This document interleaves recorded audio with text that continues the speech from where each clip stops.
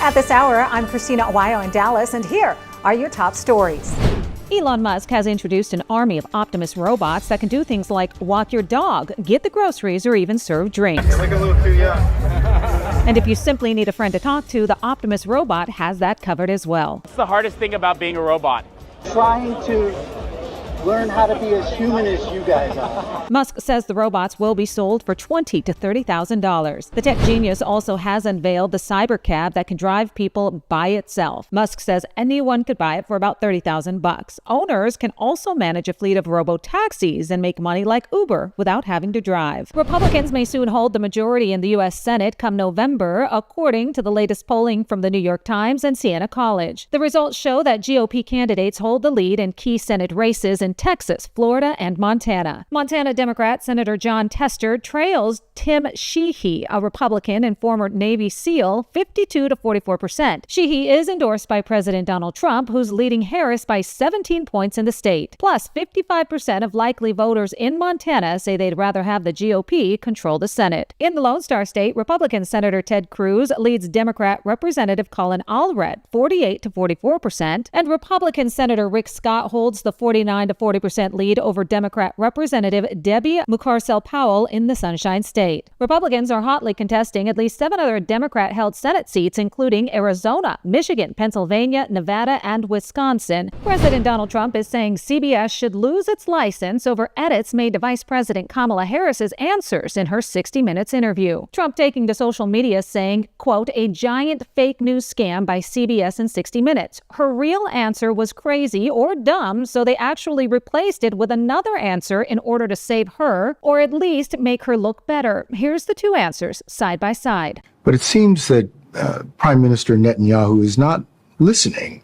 Well, Bill, the work that we have done has resulted in a number of movements in that region by Israel that were very much prompted by or a result of many things, including our advocacy for what needs to happen in the region. But it seems that Prime Minister Netanyahu is not listening. We're not going to stop pursuing what is necessary for the United States to be clear about where we stand on the need for this war to end. People across the board are now calling for the full, unedited interview to be posted to the CBS website, while Trump is saying what they did is totally illegal.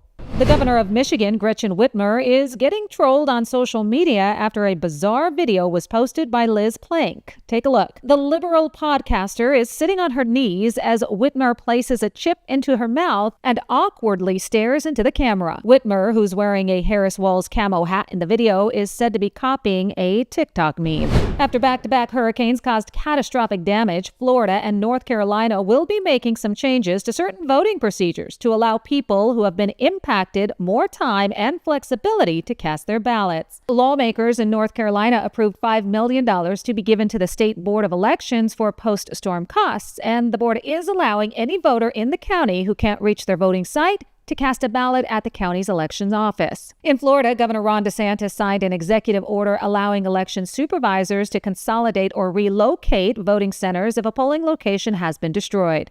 Residents of Florida are waking up to what's left after Hurricane Milton ripped through the state as a Category 3 storm Wednesday night. Video shows crews from the Clearwater Fire Department rescuing people from the flooding on Thursday, along with the Hillsborough County Sheriff's Office, whose aviation section captured District 1 deputies working non-stop to rescue several people trapped in their homes. The winds reached 120 miles an hour, dumping 16 inches of rain in some areas as deadly tornadoes ripped through neighborhoods. At least 9 deaths have been reported, with Governor DeSantis saying they expect that number to rise. The governor now directing crews to work around the clock to continue their response and recovery efforts. First responders jumping into action the moment Hurricane Milton tore through Florida, rescuing anyone they could find. In fact, Hillsborough County Sheriff Chad Cronister and a deputy on the Marine unit saved a young boy who was floating on a piece of debris in the parking lot outside of a food mart. According to the sheriff's office, the boy is 14 years old, and he was alone. He was rescued in Tampa, about 2 miles from the University of South Florida. Union Pacific's Big Boy number 4014, the world's largest operating steam locomotive, has arrived in Texas.